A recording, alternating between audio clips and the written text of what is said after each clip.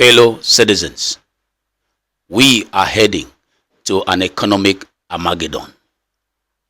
We are heading to an economic Armageddon. It is on this note that I call for a 2-week nationwide strike. It is on this note that I call for a 2-week nationwide strike starting from July 15 to July 31, 2024. July 15 to July 31, 2024.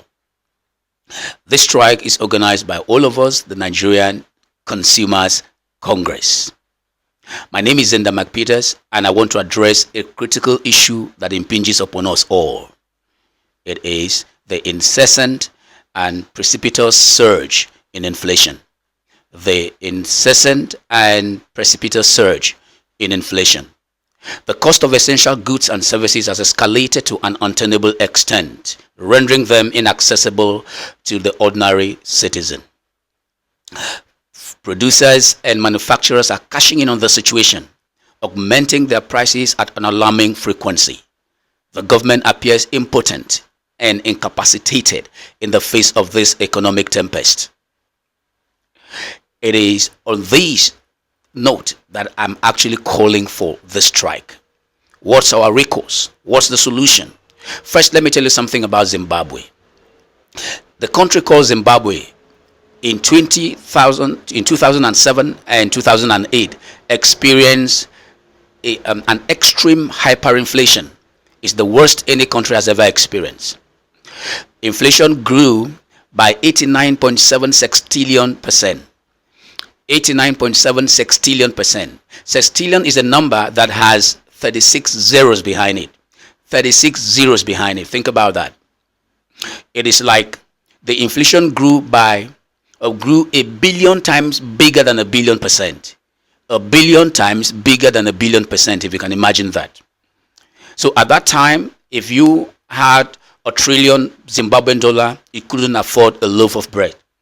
If you wanted to buy a loaf of bread, you had to bring out all the currency notes and stash them into a big bag, okay? Fill it up and then beckon on some people to assist, lift it into a car or a wheelbarrow and push it to the bread shop. And then when you get there, you exchange it for just a loaf of bread. The currency was utterly useless. It was a total collapse. In 2015 in Nigeria, I thought we were at rock bottom. I thought that we were at the bottom of the economic abyss and that we couldn't sink any further. But alas, I was wrong. When the new government came into power in 2015, prices of goods and services started escalating, skyrocketing beyond reach. But then, after that regime, I thought we had seen the worst. Most people thought we had seen the worst. Again, we're all wrong. In 2023, May 29, when the new president was being sworn in, he made an announcement that fuel subsidy was gone. That triggered a new inflationary trend. Now listen, I do not make this broadcast to criticize the government. No, I make this broadcast to help us Nigerians and even the government.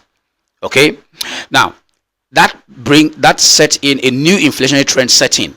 But that trend dissipated after 2 to 3 months. All right, prices of goods went up and stabilized at a higher rate. Prices of petrol went up and stabilized. All right, the cost of transportation went up and stabilized at a higher rate. Now, I want to tell you a fact. The current inflationary trend is not fueled by the fuel subsidy removal. No, the fuel subsidy removal, that cycle of inflation, cycled out after 2 months. It dissipated after 2 months. Fuel price has been stable after that initial increase when the fuel subsidy was removed. It has stabilized apart from occasional fluctuations. All right. Now, but the cost, same as the cost of transportation, it has stabilized. Okay. It has also stabilized. But the cost of goods and services, other goods and services, all right, the cost of goods and other services, all rising. It's all rising. The cost is increasing. It's rising. Now, what's it? It's a perception. What is fueling this current trend is perception. Okay? It's perception. I'll give you these stories to tell you it's perception. Now, when there's a particular trend, people flow in that direction. The tomato used to sell for a measure of tomato that sold for about 2,500 naira, now sell for about 40,000 naira. As a matter of fact, a basket of tomato goes for about 85,000 naira right now. Think about that. 75 mg, 70 mg, that is milligram, of noodles that sold for 30 naira and increased to 50 to 70 and to 100 naira and then to 150 naira, now sell for about for above 200 naira. You see? Now, some time ago, bitter cola, I mean, it's not a staple food. I need to talk about it because I had an experience there.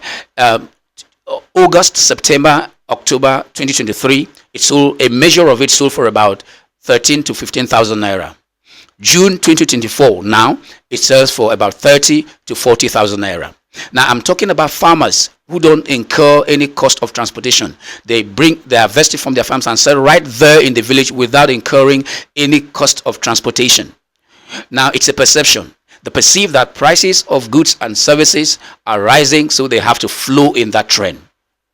Then some time ago, some months ago, I went to buy an Orabi toothpaste and I was told it's 1,000 naira. I actually knew the price was 800 naira, but the woman said it was 1,000 naira. So I made to leave. So as I made to leave, she called me back and asked me to take it for the 800 naira that I had offered. Then I asked her, but why did you say it was 1,000 naira? She said, you understand the situation now? Huh? I made it 1,000 naira in case the price has gone up out there and I'm not aware. Funny, but it was. You can see that this was precautionary. It wasn't because she incurred a higher cost of transportation in bringing those goods to her shop. It wasn't because she bought at a higher rate, but because it was a precautionary measure. So it's a trend. She knew that these was the trend. So she had to flow in that direction, taking precautionary measures. Okay. Now I'll give you another example.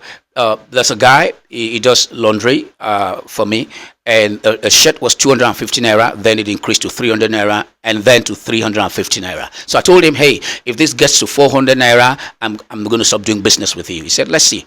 Eventually it increased to 400 naira, and then I took my clothes back. I said, no more, enough. I'll do my laundry myself. So I took my clothes back home and then started doing my laundry myself. After some weeks, he gave me a call. Said, hey, sir, can you send your clothes over? Can you bring them over? I want to give you a concession. So do your clothes to 350 naira per shirt. I'm giving you a concession. Okay. Now ask, why did he do that? I mean, that's my thought. Those were my thoughts. Why did he do that? The fact is, he was losing. Okay, he was losing out, so he had to change the price for me. Now listen, the price is not 500 naira, but for me it's 350 naira because I refuse to pay. When there's this kind of trend, I mean this kind of inflationary trend, and the perception is there, now they add these prices, and as long as you pay, they keep adding.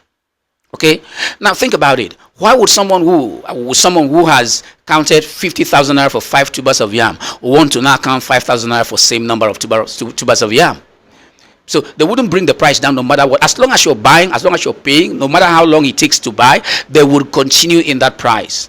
Okay, selling at the higher rate, because they wouldn't want to count less. Think about the manufacturers of noodles who have counted with, let's assume they used to count 100 million naira a day, and now they count 1 billion naira a day because of the high inflation. You want them to go back to count 100 million naira a day? They wouldn't want to do that, except they are forced to. That's why we want to force them. That's why we want to force them to do this, and we're going to force them by the actions we take. Now, don't forget, the higher the demand, the higher the price.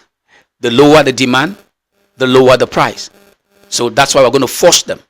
Now, it's also not caused by the exchange rate. I want you to understand this. Although there are many factors that trigger inflation, this trend is not sustained by the exchange rate either. It is sustained by perception.